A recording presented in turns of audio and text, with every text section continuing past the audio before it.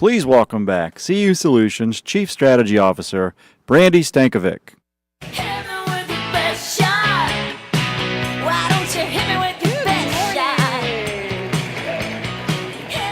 Welcome back. What an amazing day we had yesterday. And you know it's a good conference when you have a full day of content, a late night of receptions, and then everybody's here completely energized this morning. Yes. And today is going to be another full amazing day as well. Where are my runners at? My runners and walkers from this morning. Woo! All right. As you know, there's several in the back, several coming in. As you know, you were walking for CMN Hospitals Credit Unions for Kids, and we have a very special guest here with us today. He was with us last year as well. He's a CMN Hospitals child. Johnny Hendricks, would you stand up and give us a wave? Let's give Johnny a round of applause.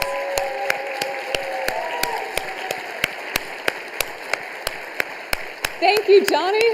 Johnny's going to be with us tonight for the live auction as well. Thank you for being here. So without further ado, I would like to bring to the stage the Michigan Credit Union League and CU Solutions Group CEO, Dave Adams, to get us started.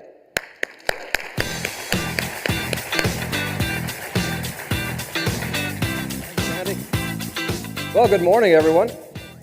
Really looking forward to this presentation. I'm going to cue it up with some thoughts on the front end, and then we have a great panel of experts who are going to talk about how we can be challenged as an industry, not to compete against payday loan stores, but to be relevant, more relevant to the underbanked by offering these payday alternative loans or short-term loans where people need this money for whatever purpose, whether it's an emergency or to get ahead. And so the challenge here on the front end, I was a little bit nervous about talking too much about payday lending because my message is not that credit unions should be payday lenders.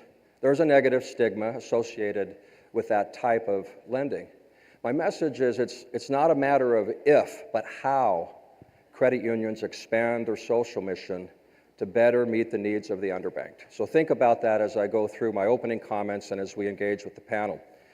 Now, there's a parallel to these neobank and challenger bank organizations that are mostly venture capital funded, and they're popping up every day. And when you see the messaging and you see the product features, you'll see that there's an overlap because they're targeting millennials and they're targeting underbanked, financially challenged consumers as well. So I'm looking forward to adding a few comments here on the front end before we bring up the panel. So, managing money has become very complex, especially for young people, especially for those who are less financially educated. Our heads spin at the number of offerings and the types of things, whether it's robo-investing or neobanks or online lenders or payday lenders, personal financial management options, reloadable debit cards, companies like Green Dot. And the choices for millennials in particular, and for underbanked who are left out of mainstream banking. This is a complex world. And I came across recently a slide that really kind of brought it home for me because we think of credit union services and financial services as checking accounts and auto loans and mortgage loans and brick and mortar and sort of traditional banking. But when you think about it from the eyes, especially of millennials and underbanked, they need to pay someone.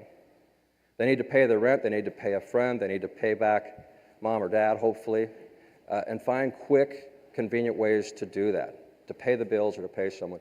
They need more money, they need cash, sometimes quickly, sometimes in an emergency. And to a lesser extent for the underbanked, but certainly millennials who are out of college and are starting their careers, they need to find some cost-effective ways to manage that nest egg.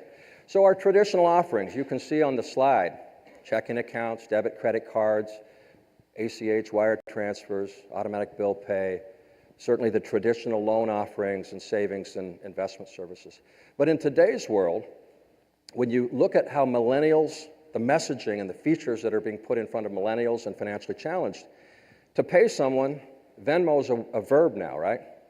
So whether it's an app-based P2P transfer app like Venmo or PayPal or digital wallets, the neobanks, reloadable debit cards with all these whiz-bang features that we're going to talk about, retailer rewards. You look at on the borrowing side, yes, payday lenders, mobile offerings, what Quicken Loans has done to mortgage lending. We're in a completely different world, right, with the kinds of offerings.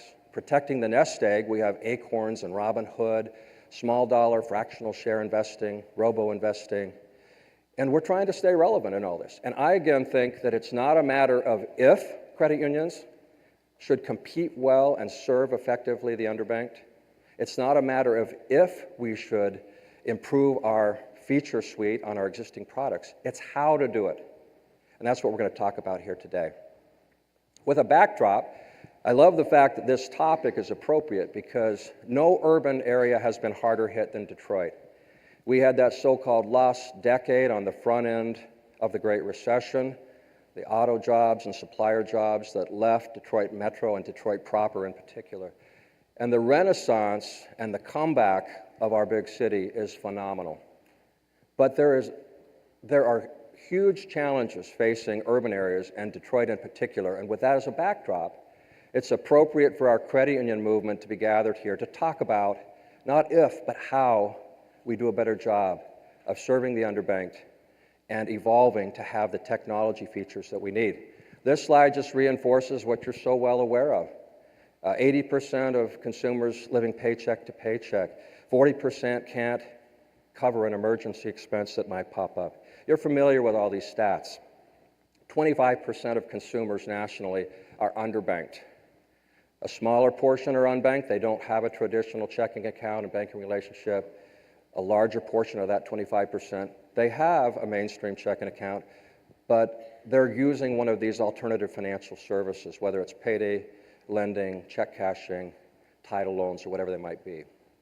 So a big differentiator, as you know, I'm preaching to the choir. You know, consumers trust banks to keep their money safe, but when it comes to banks, consumers don't trust that bankers have their financial interests at heart when it comes to referring programs and making pitches to bank customers. But our research shows that credit union members are at least twice as likely to trust your value pitches. So think about that as a reminder. The huge array of fintech companies, we hear about it at every conference. And one of our panelists, Sean King, who will be coming up, he provided this slide that categorizes the different companies that you see here. And I'm going to talk a little bit on the front end about, we're going to touch on 4 of these categories. The prepaid disruptors, neobanks and challenger banks. The difference between a neobank and a challenger bank is just simply that neobanks are powered by an FDIC-insured bank. So Chime, they have a reloadable debit card. They have 2 million customers, but their model is powered by Bancorp, an FDIC-insured bank. In the case of challenger banks, these actually are entities that have obtained bank charters, but doing a lot of the same things. And then, of course, in the area of credit and lending disruptors, I can't talk about my company, Dave, I wish. I'm going to talk about Advance America and payday lenders in particular, because we don't have time to talk about all these other disruptors. So the payday lending industry, check cashing payday lending industry at a glance. 12 million customers. 6% of the U.S. population has used a payday loan store at some point in the last couple of years. They really focus on lower income, obviously. 76% earn less than $40,000 a year. It was interesting to me that when you look at the growth of the payday lending industry, they've really only been around in any big way since 1993. 83,000 employees, 15,000 stores. And although their growth has slowed in this very expansive, positive economy we've had, their growth will be back, make no mistake. Americans will spend more than $7.4 billion on payday loans this year, much if not most of the cost actually doubling the loan amount. If you borrow $400 on a payday loan, you may carry that loan for 5 months and end up paying a total of $900 in principal and fees. Nick Bork at Pew Charitable Trust helped research payday loans, where in-depth interviews with more than 700 payday borrowers were conducted. 7 out of 10 payday loan borrowers are turning to payday loans for regular living expenses like rent and utilities. And thus starts the vicious cycle that includes compounding of finance charges that translate into yearly interest rates of 200, 300, 400%. Because if the borrower cannot repay on the next payday, then they'll usually go in and renew the loan, or they'll pay it off and then reborrow it a few days later when they need to pay their rent or some other bill. payday loans are under increased scrutiny, but as long as they're legal, financial advisors say borrowers should consider other options, like a trip to a pawn shop. Things like getting help from family or friends, or selling or pawning possessions, or of course tightening their budgets. Pew's research shows 19 million Americans will use payday loans this year, even though it's, quote, highly unrealistic for borrowers to think they will repay the loan on their next payday. Chris Clackham, NBC News. I showed this news clip because it reinforces the negative stigma. And yet, like with everything in the news today, whether it's CNN or Fox News, you can't believe everything in terms of the messaging. Payday lenders are not all bad. What they're doing is not all bad. To a great extent, I believe they're very transparent, they're very regulated. And the question becomes, is this an area that we should be working in to meet the needs of consumers so they don't get taken advantage of by the spiral of debt and the rollover loans, right? So payday lenders in Michigan, 555 stores. The biggest players are national companies like Advance America and Check and Go. And although the number of stores has not been growing as quickly, more and more of these loans are being done online by these providers. And I don't need to tell you about the fee structure, but where the devil's in the details, you know, the Michigan Credit Union League and CUNA are not, might surprise you, we're not advocates of putting more regulations and restrictions on payday loan pricing and credit union pricing. Because in the case of these types of loans, this example given, a $500 loan with the associated $15 per $100 fee. Yes, it's a $65 fee for a 2-week loan and a $500 loan, and yes, that equates to 340% APR. But the Federal Credit Union Payday Alternative Loan Program, or PALS, allows for similar types of lending, but restricting the rollovers. State-chartered credit unions in Michigan can basically have the same pricing as payday lenders if they so choose. And what payday lenders say in response is, you know, that looks like a big APR, but what does the APR look like on a $100 bounce check with 2 NSF fees? It's 1,400%.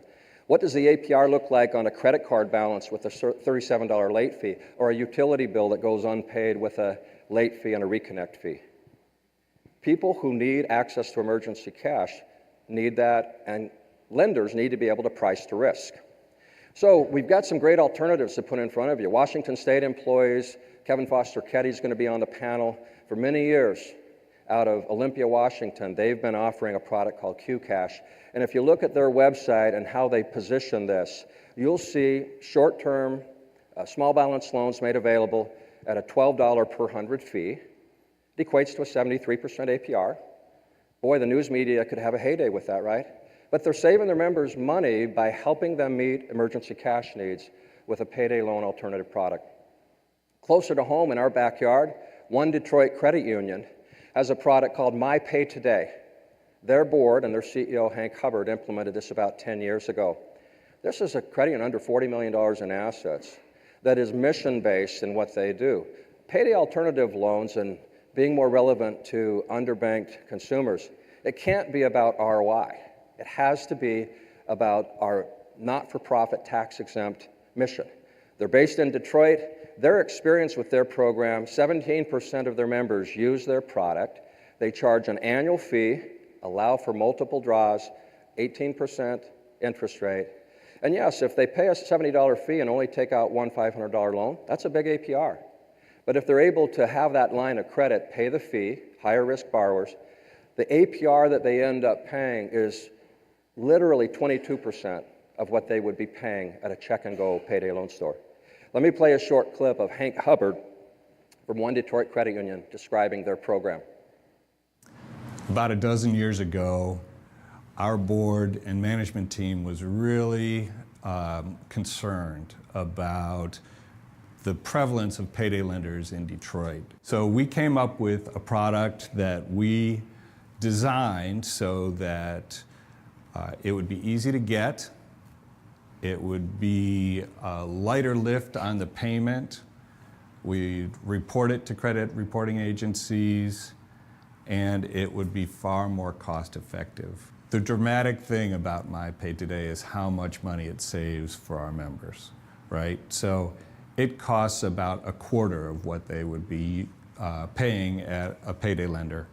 So that ends up being the difference between, on our portfolio, they'd pay at check and go 1.3 million. With us, it's about 300,000. So it's $1 million that is staying in the community. We were defining success with this product on how many people we can serve, how much money we can save them, and can we do it without losing any money, right? About 20% of our members take advantage of this product. When all is said and done, we clear about $200,000 on this product every year. So it's kind of a break-even product, and but it's sustainable, and that's what we were looking for. One thing that we've done to try and improve that this year is we've included the ability to make subsequent advances on our mobile app. And I think it's going to make our product even more cost effective because people can do it themselves. One of the challenges that we have is that our whole design for the product was save them money, yes, but then also help them get out of this rut of payday lending, borrowing these small dollars, last minute, short term. We would like to figure out a way to take them along the economic mobility scale and get them out of that rut, and we haven't figured that out yet. Wouldn't it be great if credit unions could own the messaging around payday loans, embrace it? They're only called payday loans because they're short-term, small-dollar loans to tide you over until your next paycheck. Wouldn't it be nice if our message is we want to put payday lenders out of business by offering similar products at a lower cost, and while doing what Hank's talking about, finding ways to transition people to mainstream credit union services? So kudos to One Detroit. Now the payday loan stores, Advance America is the largest in Michigan and nationally. Guess what? They're focused on customer experience too. If you walk into their stores, you're going to see these pleasant, consumer-friendly stores. I mentioned that 60% of loans are now done online, quick, convenient access to cash, fully disclosed fees, fast, instant approval, money same day, perfect credit not needed. You look at their emphasis on customer satisfaction, clear rates and fee disclosures, testimonials, financial education. And finally, guess what? They're offering reloadable debit cards with some of the neobank features as well. So the message is, again, it's not if we should be offering similar products, in my opinion. It's how do we do it without tarnishing our brand and meeting the needs in a more effective, more cost-effective way. So the key takeaways for me, payday lenders, their growth has slowed, but they're going to be back. We're going to hit a recession sooner or later. Tough times will return. And as that happens, we need to be ready, I think, to serve the needs of financially challenged members. Higher risk borrowers need, whether it's something similar to QCash or My Pay Today, we need to collaborate and find the solutions, in my opinion, to be relevant in this space. We need to fight the negative stigma. I personally think we should stop bashing payday lenders and just say, you know what, there are a lot of bad actors. There are people who overcharge. We can offer similar products, but we can save our members money, and we don't need to shy away from the fact that we make those types of loans because we know those needs are there. And our visibility needs to improve. The good news is we don't have to have the brick and mortar outlets in every urban or rural area next to the check cashing stores, because a lot of this can be done online, but we need to figure out how we get more visible. CU Solutions Group has spun off a company called LifeStep Solutions. We're going to be seeking investment dollars from our Michigan credit community, along with the $2 million that we've invested, to explore some of these feature enhancements to compete with neobanks and some of these payday alternative loan products for our industry. And finally, again, it's not a matter of if, but how. And so we're challenged, and our panel is going to help us explore some of the how behind this important opportunity. Now, we segue from payday lenders to neobanks because a lot of the messaging and the features are similar. I'm going to play a short video of a venture capital funded company called Capway in Mississippi. They haven't even launched their products yet. But the messaging I find very interesting because Mississippi is one of the most financially challenged areas with the highest percentage of underbanked consumers. Entrepreneur and founder Sheena Allen, they're working on an app. Right now, they're just messaging that we want to help you. This is not a typical bank. We don't want you to be taken advantage of by others.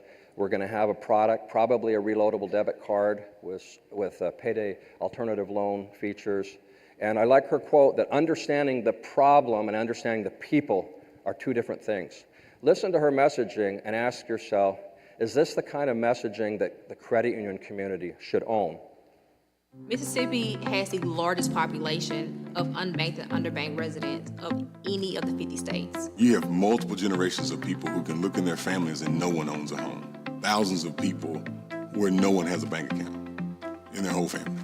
People have not trusted the system that was supposed to be to help them out. And so what we've noticed that there's a huge kind of disconnection between what the real financial services should be for this population versus what's actually available. It's just the simple fact that I didn't know. I ain't never knew nothing about credit and how the banking system works. You know, I don't think I knew. Just go to work, make money, buy stuff.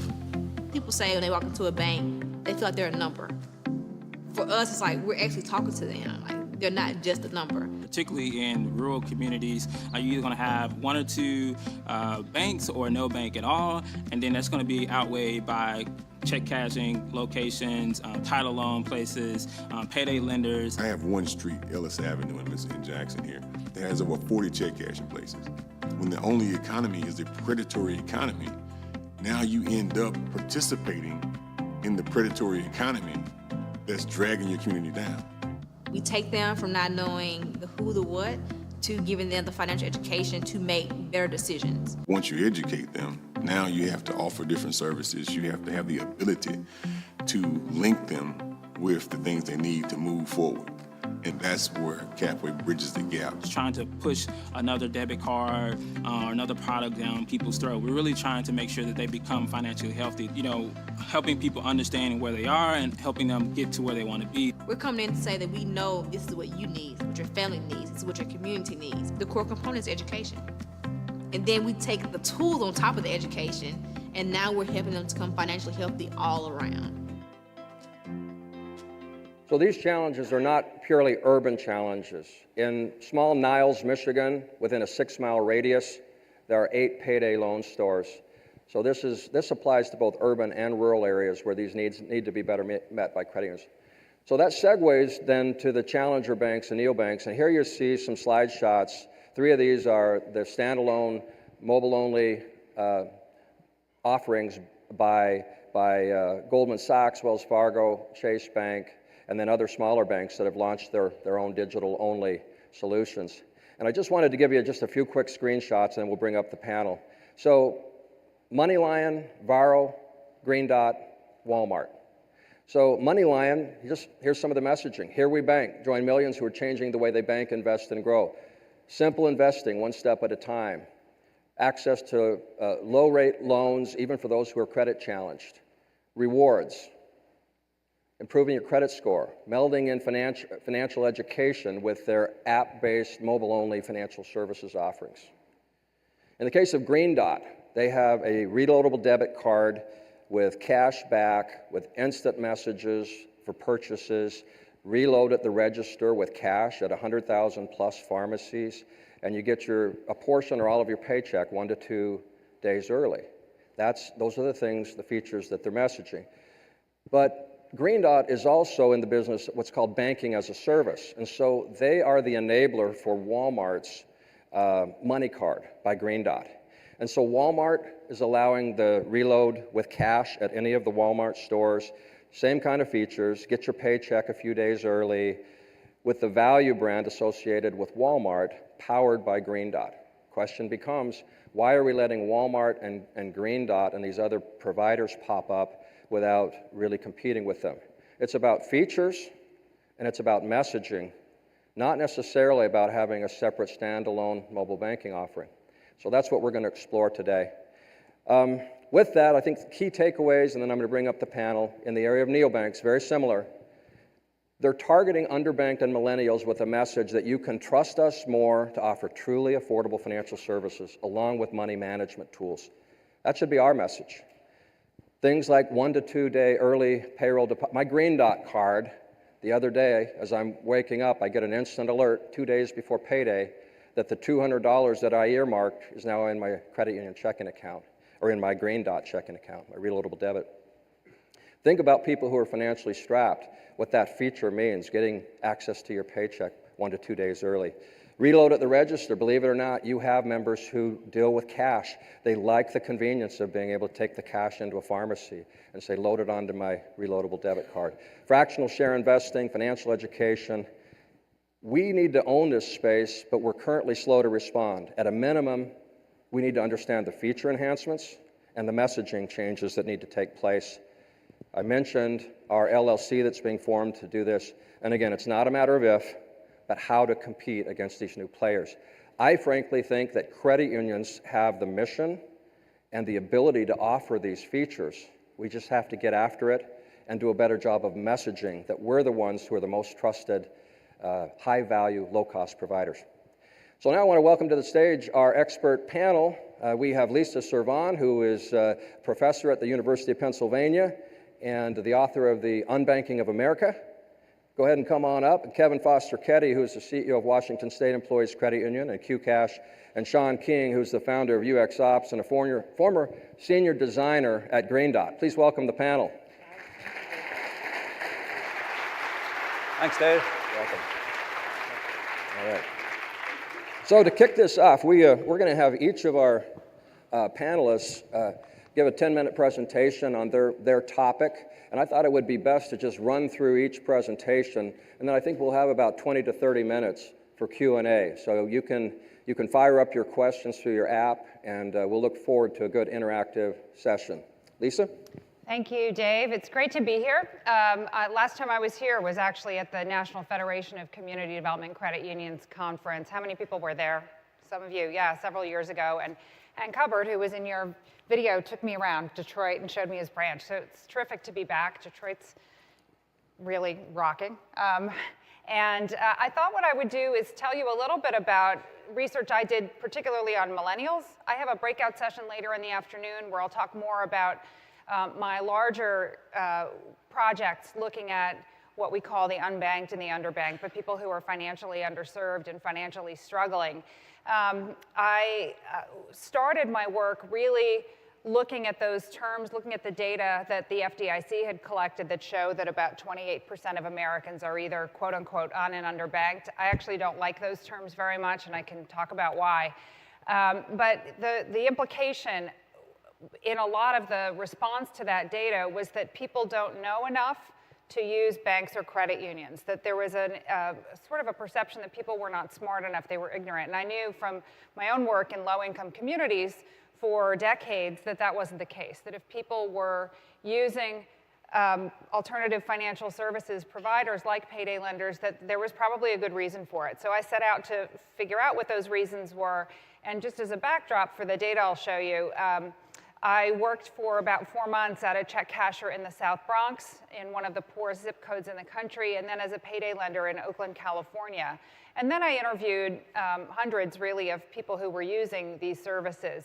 And one segment that I looked at that kind of rose out of my research was millennials. So because that's a kind of an issue that Dave had said he was talking about, I'll start with that and then say a few words about a couple of the people that we met, because I think it's helpful to get a sense of the stories of the actual people who are using these things and why.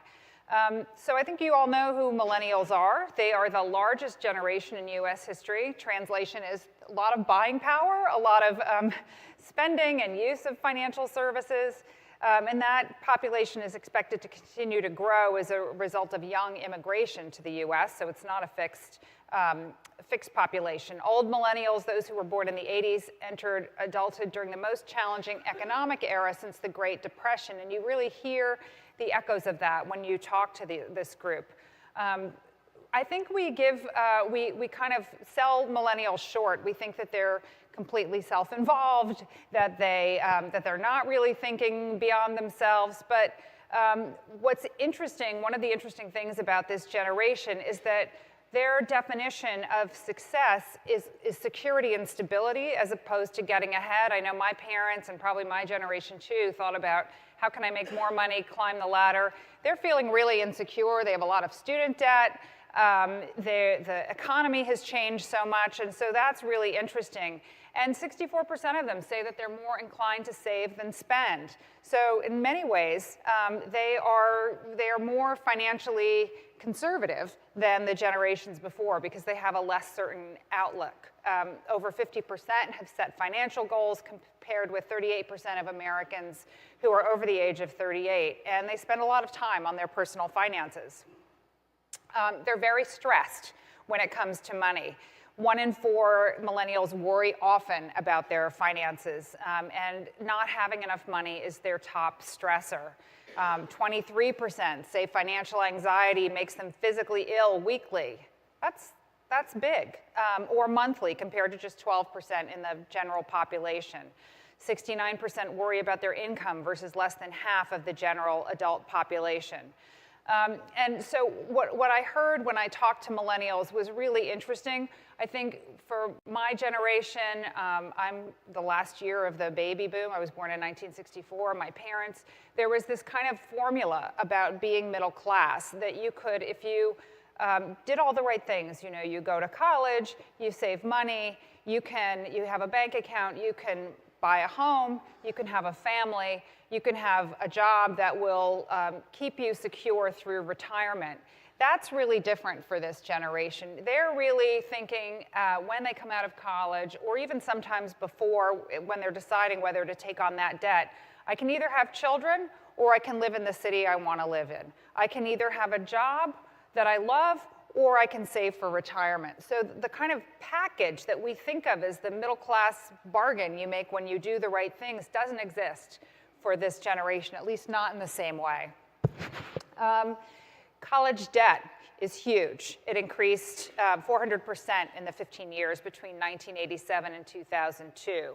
Americans under 30, average student debt has increased from about 13,000 to 25,000. So they're carrying a lot of debt. This is huge. A lot of them feel like this debt is keeping them from investing in other things like their retirement or having a home.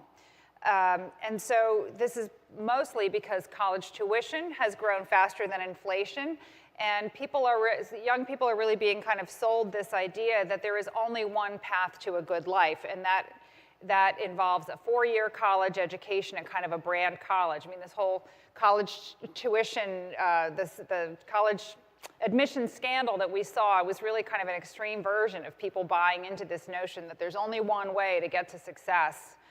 As consumers, millennials spend $600 billion annually. They account for 28% of daily consumer spending.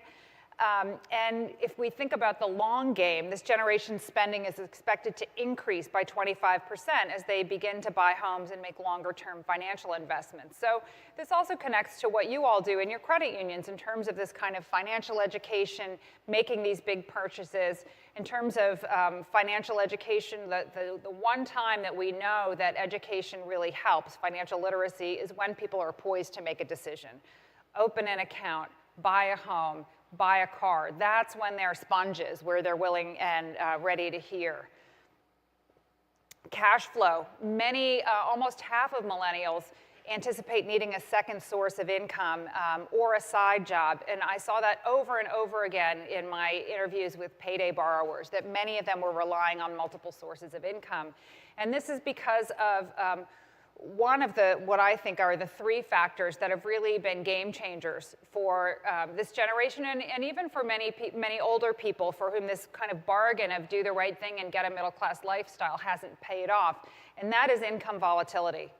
Income volatility, the ability to predict how much money is coming into your household from week to week or month to month, has doubled over the last 30 years.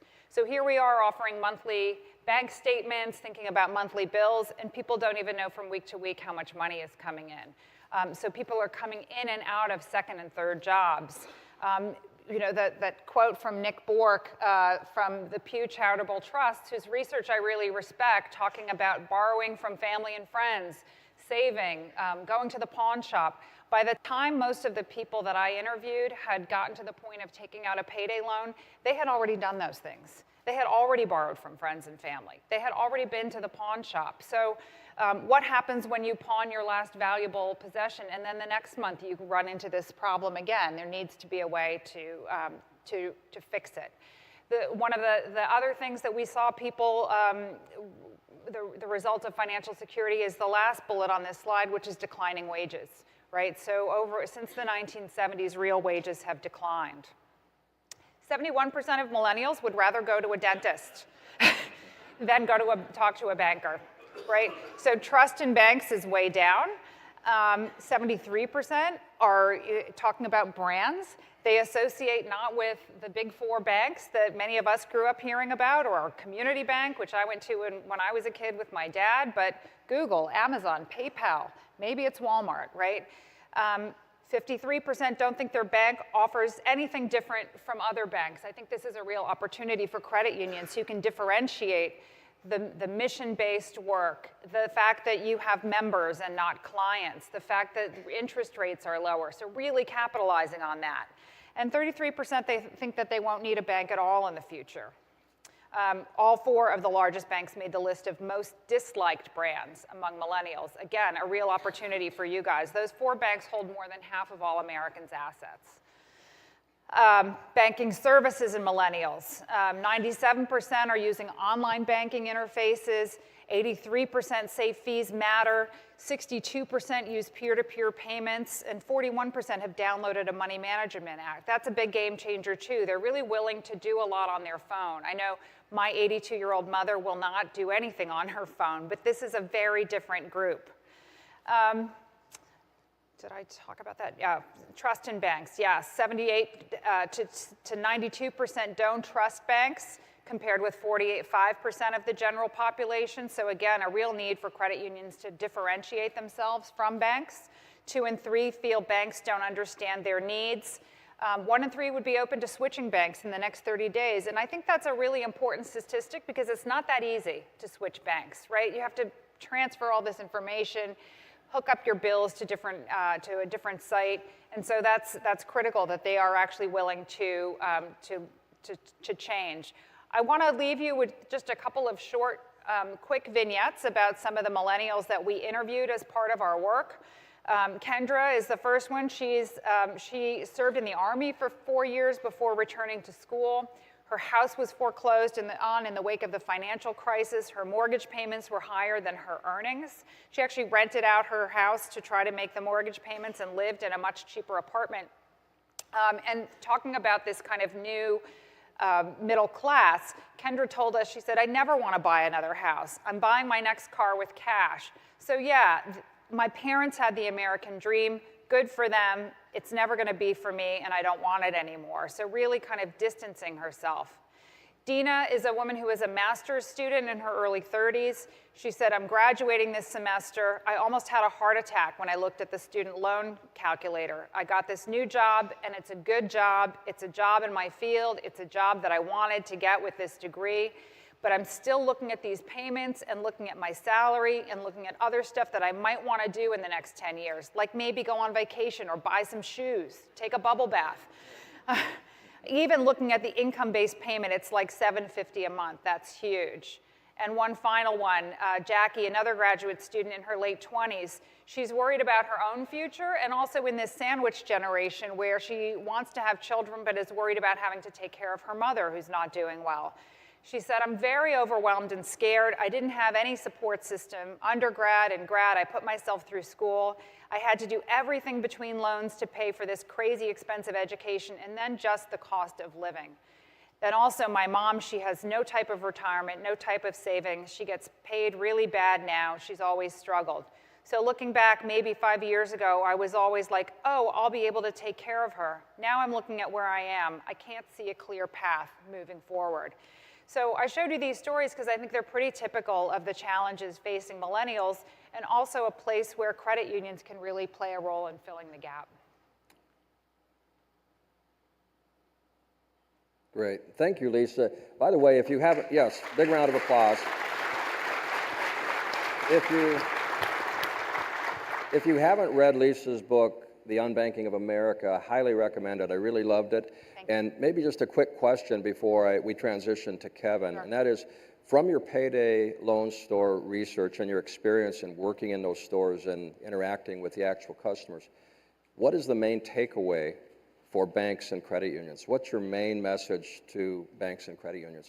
Well, I think for both my experiences as a check casher and a payday lender teller, there were really three things when I talked to people when I asked them why they were choosing to use these services. The first was cost, although that applies a little bit less to payday lenders, but I could tell you why it matters for check cashers, and I will in my later session. Transparency. So again, if you think about the video clip you showed with Nick Bork, that's kind of vilifying the payday lenders, but you see this one chart with the prices. Those charts are huge, huge in terms of, by law, they're posted in the lobbies. And so even though the prices are high, people know what they're paying and they don't feel like they've been tricked. When it's opaque, when there's no information, when you have a 40-page disclosure agreement, people feel like they're getting taken advantage of.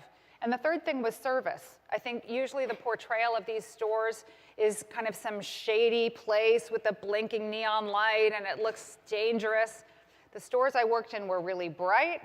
I was trained very thoroughly in customer service. I was told to use a customer's name 3 times in every transaction, how to hold my body, not to be distracted, and people appreciated that. They trusted us. Great perspective. So we're going to transition now to Kevin Foster-Ketty, who, as I said, he's the CEO at Washington State Employees Credit Union, and they have a QSO called QCash, and they have been providing payday alternative loans for some time in a very unique and effective way. So please welcome Kevin. We look forward to your comments. Thank you. Thank you. First I'd just like to thank Dave for inviting me. I started in credit unions a long time ago, and in fact, a small credit union that was literally in a metal box. Any of you familiar with you? You pulled out the account card, you posted it manually, and that's how you did your P&L and balance sheet. Some of you remember that. So I've been in credit unions for over 40 years. And the Michigan League was always the premier league in the country. In my education, I grew up in Washington, and we're always saying, well, what does the Michigan League do? So thank you. It's very much an honor to speak to this group. You guys are leaders in the industry and have been for a long time. So I'm going to talk a little bit about a CEO perspective and give you the perspective from a CEO's why we got into this. So there's 2 main reasons, strategy and brand. It fit our strategy and it fit our brand. So let's talk a little bit about strategy. We have 3 ways we look at strategy based on scientific views of the world, believe it or not. So the first is, many of you may be familiar with Isaac Newton, the Enlightenment period, the scientific revolution. Newton believed that he could find the one truth if he just studied hard enough. How that translates into business practices is there is a best practice. You may have heard a regulator talk to you about, hey, this is a best practice. A best practice implies that there is one truth. So there are a lot of parts of our business which are best practice, as we discovered when we stepped outside best practices in commercial lending. The second scientific perspective is that of Einstein. Einstein believed that no, there's no one truth. It all depends on your position in space and time. So that reflects in business practices as differentiation. If I can get a special position, I can outcompete with the people that I'm trying to outcompete. So that's differentiation. Now, where QCash comes in is Darwin. Darwin said it's not the strongest species that survives. It's not the most intelligent species that survives. It's the species that's most adaptable to change. So we take that, and that's called complexity science, and we take that as adapt and evolve. There are certain parts of our business that are adapt and evolve. Get in it, adapt, evolve as you go along, and that's what we've done with QCash. So let's switch a little bit to branding. A lot of people talk about branding, and one of the formats that we use for branding is something called brand archetypes. Many companies use this to communicate the essence of their brand to their target customer or their target members. In our case, we use the caregiver brand. The caregiver brand is typically used, one of the 3 brands that's typically used in financial services. The others are ruler and creator. So most big banks are ruler archetypes. We chose to take the caregiver archetype. Many credit unions take what they call the regular guy archetype. It doesn't work as well anymore. The regular guy archetype worked for credit unions for a long time because the regular guy is a sense of belonging is what you're looking for. And an occupational credit union in the past, a lot of credit unions were occupationally based, and so there was a sense of belonging for that credit union membership. Today, that no longer exists. So we are embracing the caregiver brand. Just to give you a couple of examples, my son has a business, or did have a business. He was successful and sold it, but his archetype was the jester. Have fun. Life is too short. You know, people worry about things too much. So that's the jester archetype, and you see that with a company like Burger King. You know, the guy with the thing running around. My son's, my wife has a business. It's a marina. And when we first got onto that, and this was my contribution to the thing, what brand is the marina? And so we first thought it might be the Explorer brand, but as we looked into it more, we discovered, no, it's the Innocent brand. Kids nostalgia, so we have an ice cream machine. You know, when you come to our marina, when we have live music, it's a bunch of kids running around and families having fun, and it's exploded. Once we got the right brand and started communicating it, it just became extremely successful. So that's the branding. So you've got strategy, you've got branding, and you've got to put those two together. So how did QCash get started? It started with a teller. A teller noticed something in the money orders. She said, you know, these money orders people are coming into our branches, and they're buying money orders, and they're using them to pay their bills, and it's clogging up the teller line. So we got to increase our prices on money orders to drive them out of the branch. And I said, that doesn't sound right to me. So we started talking. I said, so give me some numbers. You know, I'm a numbers guy, obviously, CEO, so I'm often a numbers guy. So I said, give me some numbers. So we went through the analysis and did some numbers, and it turned out that $1 million a year was going out of the credit union to payday lenders. And I said, whoa, we better check that out. So we started working on it, and we were going to offer it. Now, it's interesting about the pawnbroker, because you know, 16 years ago, when we started this, it was very controversial, and payday lenders were evil. And we had one board member, John Pittman, and his brother was a pawnbroker, and he said, oh, no, we need to get into this. And so he was the champion on our board that led us through the process to get payday lending going. And we started with a very simple manual process, and actually our first payday lending customer, she came in and we got to talking to her and said, you don't need a payday loan, you need a consolidation loan. And so we consolidated her debts, and we didn't make the first loan we could have made on payday lending because we're a credit union, right? We look at the customer, we think about that member, and we figure out a way to solve their problem. So we did a manual process. We lost money for 4 years. And then we got one of our operational executives on it. He started grinding on that thing operationally. Grind. How can we make this automated? How can we make it faster? How can we cut the costs out? And so we did, and it's worked out well. Where that led us, and this is where the strategy comes in and why the adapt and evolve strategy is very effective, is that it led us to a lot of things. It led us into data analytics. It led us into experience engineering. It led us into cloud technology. All these things from a strategic standpoint that came from this little product we had called QCash changed the way our company operates. It changed the way we got a data science department now. We got an experience engineering department now. We're right in the middle of doing a complete reorganization to embed agile processes in our entire organization. That would not have happened without QCash starting out in this adapt and evolve practice that we took. So it's been very good for us in a lot of ways and very good for our members. So where are we today? We're doing well. You know, it's interesting. U.S. Bank just announced in the last couple of weeks a payday lending product. Now, it's not as good as ours. It's slower. It's not as adaptable and so forth, but it is a validation that this product is becoming mainstream.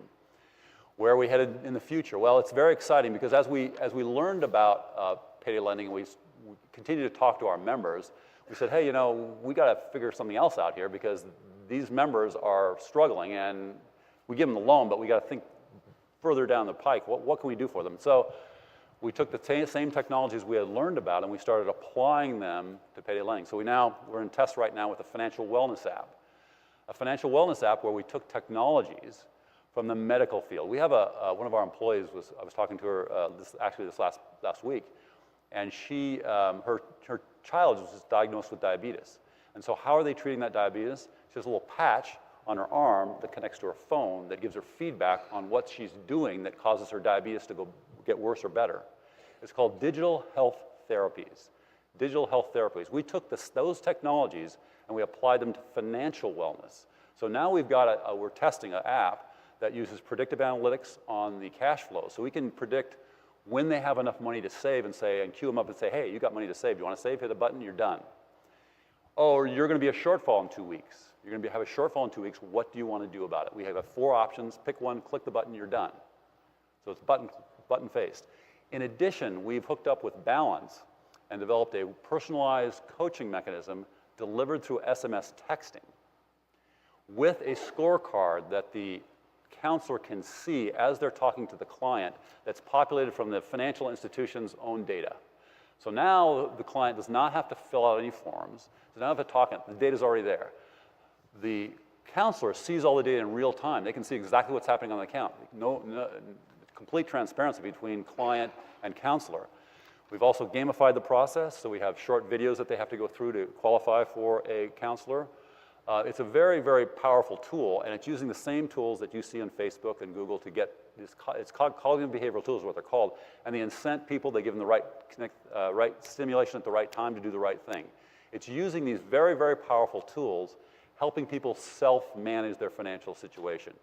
So this is where QCash has led us. Transformed the company in terms of our technology use, helped us see new products, and we got more new products in the pipeline coming. So what I would say to you is it's going well. Credit unions can do this.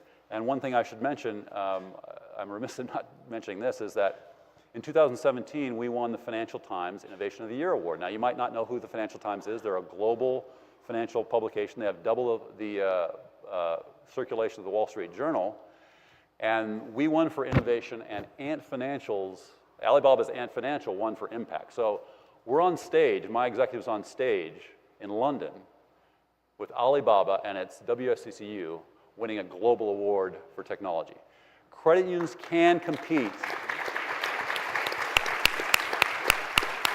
Credit unions can compete in this space. You just have, what's your strategy, what's your brand, and then just follow that and you will get there. And we've been very successful and it's been a lot of fun, and the future is extremely bright right now. We are ahead of most institutions. US Bank came out late with this. I'm sure that there will be others who figure this financial wellness thing out, probably not as good as we have, but we're still ahead of them and we'll continue to be ahead of them. The financial wellness app also, it doesn't just serve underserved.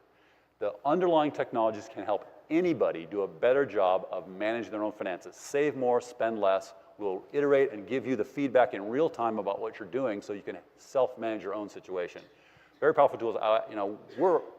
We love this. Our staff are energized. We hire the best people.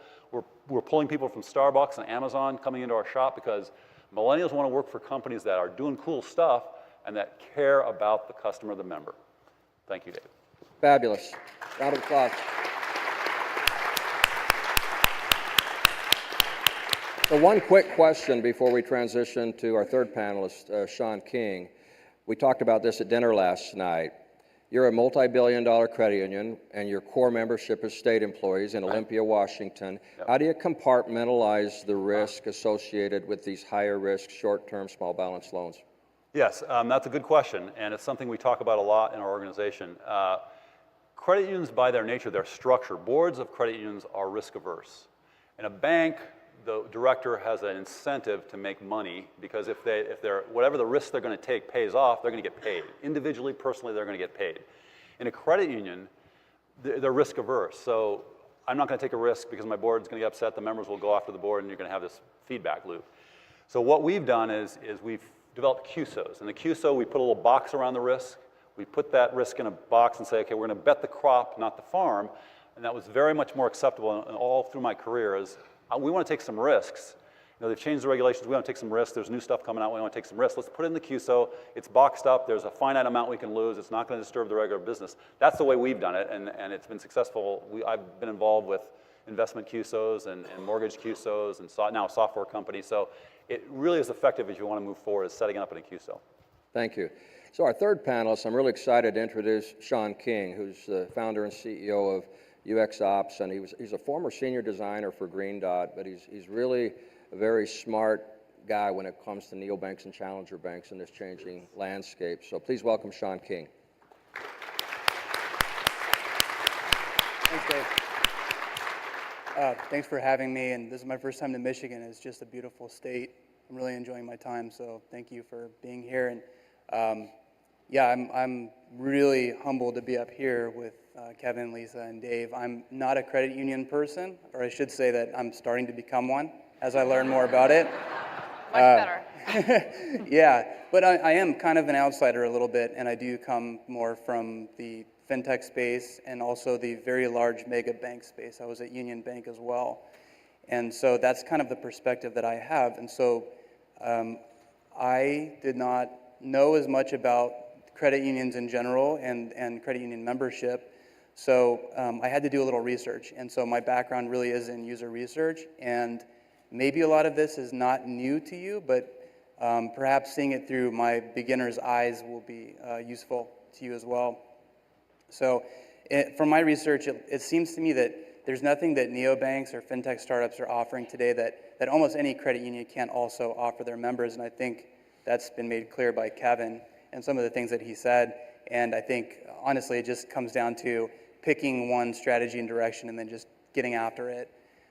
And credit unions are already pretty great at staying focused on understanding their members, which is, that's the thing that struck me the most, is when I kind of dug into the credit union industry and really started to understand the differences between a credit union mission versus a bank, or definitely with a VC-funded fintech. Totally different priorities and different alignment. So that's really good news, is that you already have that focus on the member, which is really key. And that being said, it's really important to look at what's going on in the neobank and fintech world, because there's a whole lot that you can steal, that I think will help with your positioning and thinking about your feature set. So I think there's 5 steps, and the first one is know your members. Second one is to understand their preferences. Third is understand how exactly they're shopping for a financial institution. And then fourth, understand how the neobanks are acquiring their customers. It's actually not anything exotic that you probably aren't already doing yourself. And then 5 is identify, analyze, and borrow the best ideas. So knowing your members is both about knowing who they are today and then also who they will be tomorrow. And again, I'm coming from the outside, so I actually partnered with Elizabeth Rowe, who is a strategist and a researcher in the credit union industry and a CU Insights author, and I asked her to just get me all the latest data and trends so that I could include that here and kind of wrap my mind around it a little bit. So this is national credit union demographics, and it's important to note that yours may be completely different. But I think this is an interesting lens to look at things through, especially when we're talking about millennials and the younger, underbanked audiences and segments, because this is who your members are today, right? The average member age is 47, and of those, 46% are over the age of 52, so it skews older. Credit union members are younger than community banks, but significantly older than the top national and regional banks. It's also interesting, I found this really fascinating. Relative to the general population, credit union members are more likely to be female, be married, have a college degree, be employed full-time, and own a home. And so I think that's significant, because when you're talking about targeting millennials and the underbanked, it might require a little bit of a shift in your strategy and your branding. So let's talk about who your members will be tomorrow. So 20% of 18 to 24-year-olds today consider credit unions their primary financial institution. But by age 34, half of them are leaving credit unions. So why is that happening? That's a pretty big churn rate, right? That's 50% attrition. And it might seem obvious, but I mean, their financial lives are changing significantly in that time. They're maybe getting married, combining accounts with a spouse, they're paying off student loans, they're buying a house. Their priorities are shifting. And whether it's true or not, the perception is that credit unions are not capable, or they're not being seen as capable or sophisticated enough of handling these new challenges for them. And so they're looking elsewhere. And so where neobanks and fintechs in general come into this is that this is all happening at the same time that there's this huge explosion of these new services that have it down to a science to target these very same consumers with really, really good marketing and really good distribution. So these members are churning out of credit unions right when they're entering their peak earning years, which is obviously problematic. So maybe we can look a little bit at what are their preferences? Like how are they interacting with their financial institutions today? Because that can give us some clues about how we might change the way that we're prioritizing certain features or offerings.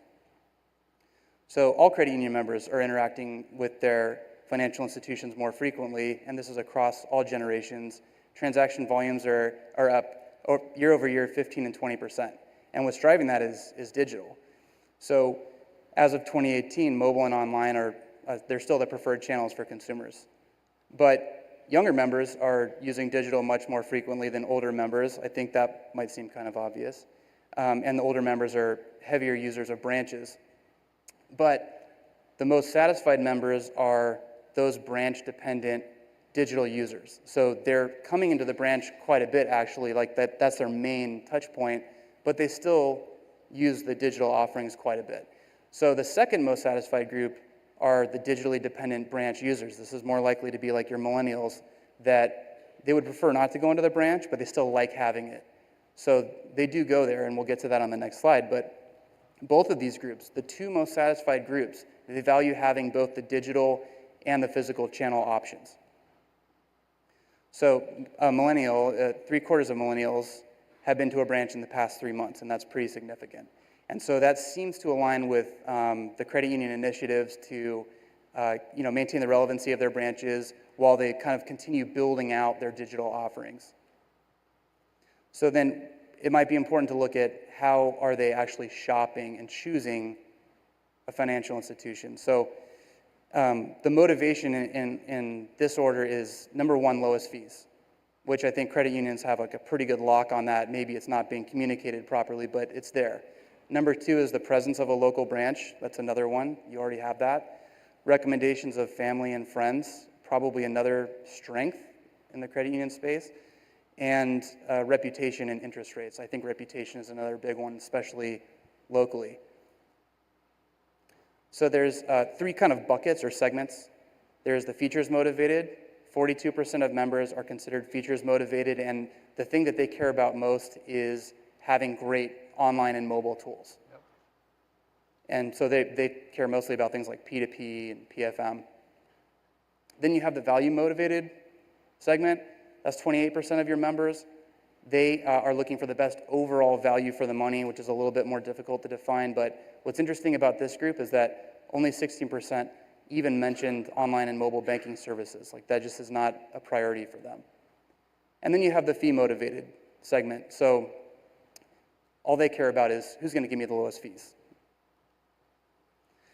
So the other thing is looking at where touch points are going, and this goes back to the earlier slide where we were talking about the difference between the generations, the branch-dependent, digitally active users, and then the digitally dependent branch users. So between 2012 and 2018, ATM usage is down to just a few times a year. Branch visits continue trending down to just a few visits per year. Online usage is down from a few times per month to a few times per year. That's a pretty big drop. But mobile banking is up to almost a few times per month now, on average. And then live agent phone support is also up a few times per year. So let's look quickly at how neobanks are acquiring their customers. It's actually not exotic. It's the same way that I think credit unions and traditional banks do it. They are building market share and share of wallet the same way as you do, which is to have a checking account or an individual product that they use where they kind of bring you into the funnel and then slowly introduce other offerings over time. And so regardless of what their first main product is that they bring you in with, it seems that they all have an entry point product, whether that's investing or deposits or lending. Then they're leveraging the customer knowledge that they glean from the actual analytics and the product usage. And then they're forecasting and prioritizing new features and products that they can offer because they know how it will be used and they've seen how you've been using their other products.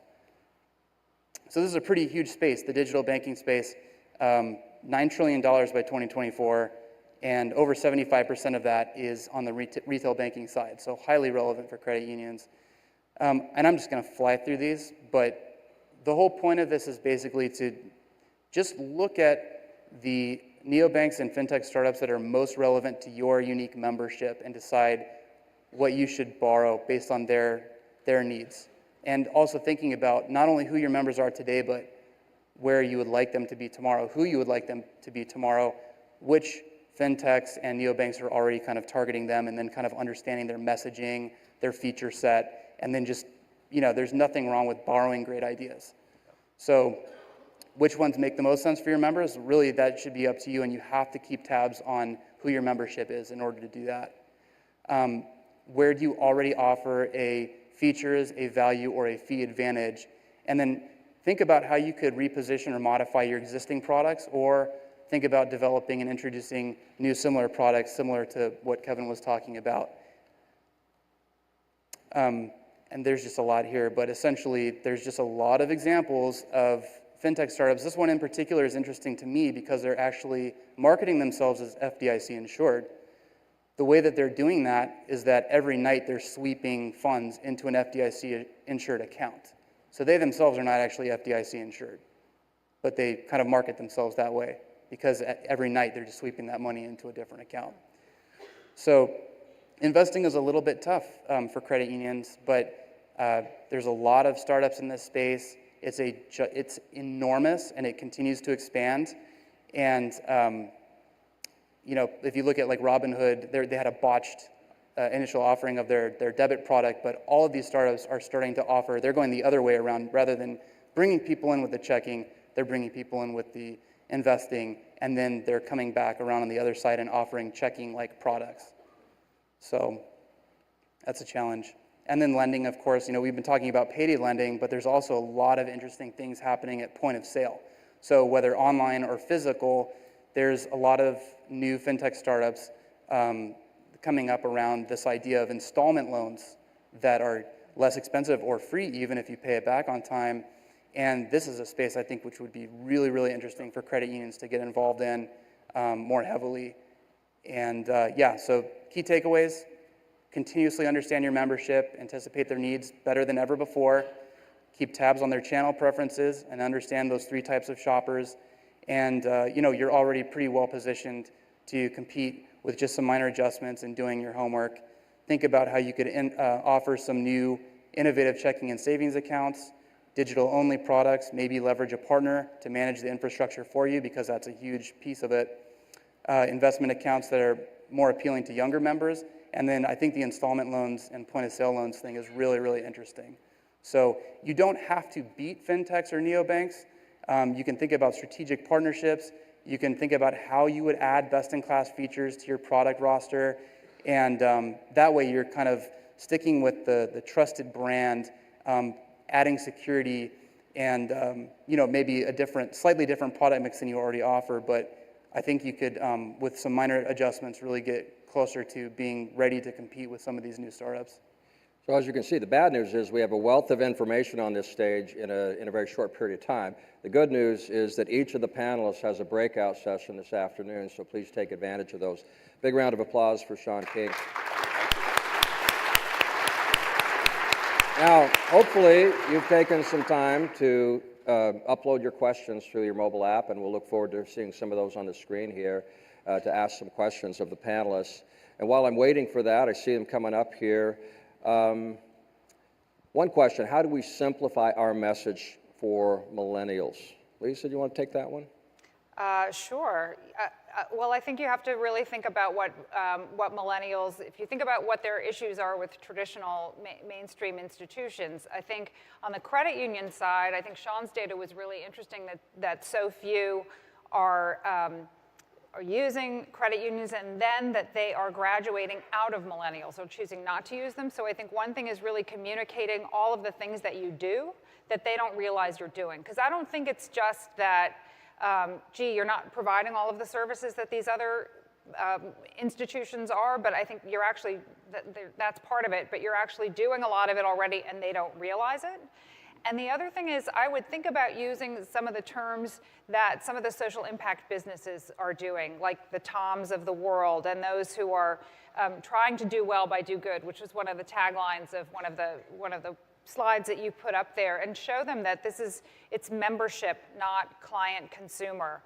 So I think part of it is, a lot of it is a marketing piece of it, that they can trust you, differentiating yourselves from banks, and that you're already offering a lot of the things that they think they need to leave in order to get. Based on research, and now in the trenches, Kevin, you run a multi-billion-dollar credit union. What are your thoughts on how we simplify the messaging for millennials? Well, that's tough. I mean, I think putting millennials all in a bucket is dangerous. It's blocking and tackling. This is not rocket science. You segment the market, understand where you are, understand the local conditions. We have a term in the credit union called hyperlocalism. In Seattle, there are a bunch of neighborhoods. There's a bunch of discrete neighborhoods, and the people in those neighborhoods care about what's happened in their neighborhood. So part of the marketing is getting into those communities and just making yourself known as a community partner. One of our most successful things is we just do a lot of community outreach. We probably spend 4 times the average financial institution on what we call community give back, but it's really about getting into discrete markets where you're known and figuring out each market. We're all over the state of Washington. Every market's different. Eastern Washington is different than Western Washington. Urban is different than rural. And there's millennials in all of them, so they all have different needs and different, but if you get into their communities and show that you are with them, you're part of the community, you share their interests and concerns.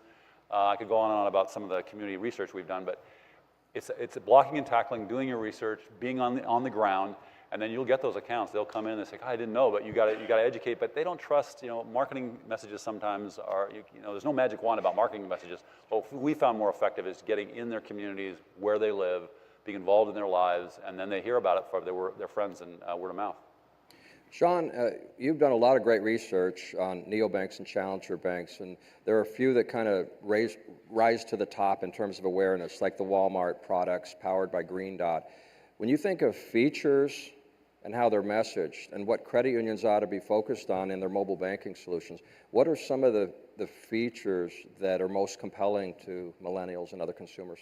Sure. I think strong PFM, that's a big one. You saw that in a lot of the data that the features-focused members, which tend to be younger, that's a big one. It's almost like we're at this table stakes moment where younger consumers are already using things like Mint and other apps like that. And it seems to be the most popular apps are the ones that really harness that and do a good job of infusing that directly inside of the app in a way that it is relevant to them. Is not, you don't just want to throw a bunch of charts and data at them. You need to make it very contextual and relevant to them. Lisa, what are your thoughts on regulation? Should we be advocating for more regulation or less regulation, or just better disclosure and better practices by financial institutions in the area of payday lending? It's always dangerous to talk about advocating for regulation in a room of financial institutions. However, I did support the payday lending rule that the CFPB was prepared to roll out before Richard Cordray left heading up that agency and Mick Mulvaney came in for a couple of reasons. One is I thought that it was useful to have a federal standard, that it was so 15 states not doing lending at all, a lot of variation in terms of rates and a lot of complicated issues in terms of what a payday loan meant from one state to another. Also, I think that while it's really difficult to determine ability to pay, which was one of the features of that regulation, I think it's important to think about that. And what happened, and I think the data show this, is that even in anticipation of those rules being rolled out, a lot of payday lenders started shifting from the lump sum traditional payday loan. You get the loan, you pay it back in 2 weeks or 4 weeks, depending on when your next paycheck is, to installment loans. So installment loans do give people longer time to repay, shorter, smaller chunks that they can bite off, and the interest rates tend to be lower. And I think some people like Elevate, also Opportune, which is a very small lender in California, but it's doing loans for about 36% instead of 400, 500%, are showing that they can make a profit. So I think some regulation is good, and protects the consumer. But I do think, for example, I wrote a piece recently about the AOC Sanders 15% credit card interest cap that was proposed. I don't think that's a good idea because I think the interest rate is simply too low to serve many of the people that these cards serve. So I think it's a delicate balance, but I think some regulation is important. So we might wrap up on this question, and I think in your book, The Unbanking America, from your research and your experience, one of the main premises was really, if I can paraphrase, is that the reason we have payday lenders and check cashers is because the needs of these consumers have not been met by traditional banks and credit unions, for that matter. So with that premise, I'm going to pose a question to you, Kevin. This is from the audience. What needs to change so that credit unions are more relevant to these consumers and payday lenders are less relevant? What needs to change? Well, you have to offer the product. I mean, that's simply, you have to offer the product, and you can offer the product on your terms and the way you want to do it, but you got to get in there and you got to get in the action. And that's what we decided to do, and we saw that $1 million going out a year, that's a lot of money. And that was 16 years ago. I mean, it was a lot. I think we've made like $200 million of payday loans in that period. We've saved our members, gosh, I don't know, $4 or $5 million in fees. You got to get in the market and start doing the product. I mean, if it doesn't fit your strategy, don't do it. But it leads to other things. We're looking at small business lending using the same tools. So yeah, I say you get in. You got to start working. Let's give a big round of applause to our panelists. I think they did a terrific job. So as a wrap, I guess I would say again, in my humble opinion, it's not a matter of if, but how credit unions can become more relevant in meeting the needs of the underbanked, whether it's payday alternative loans or reloadable debit cards with different features, understanding the needs of the underbanked and modifying your products and the features associated. And along with the products, the messaging needs to change. We should own the messaging. We're the most trusted, we're the most consumer friendly, but oftentimes I think credit unions have a tendency to do the core things they've done so well year over year over year, and they're kind of letting other providers sneak in and out-message us. And this isn't about market share, in my opinion. This is about service and mission-based offerings. And you all know that. We're preaching to the choir. I look forward on behalf of MCUL and CUSG to collaborating to find the solutions to take us to the next level. One final reminder, again, each of our panelists will have a breakout session this afternoon. You'll have an opportunity to sit in on the session of your choice and get a lot more detailed information. So enjoy the rest of the conference. One more round of applause for our panel, and we'll turn it back to Brandy. Thank you so much. Thank you. Fun. Thank you, Dave. Thanks, Dave. Dave.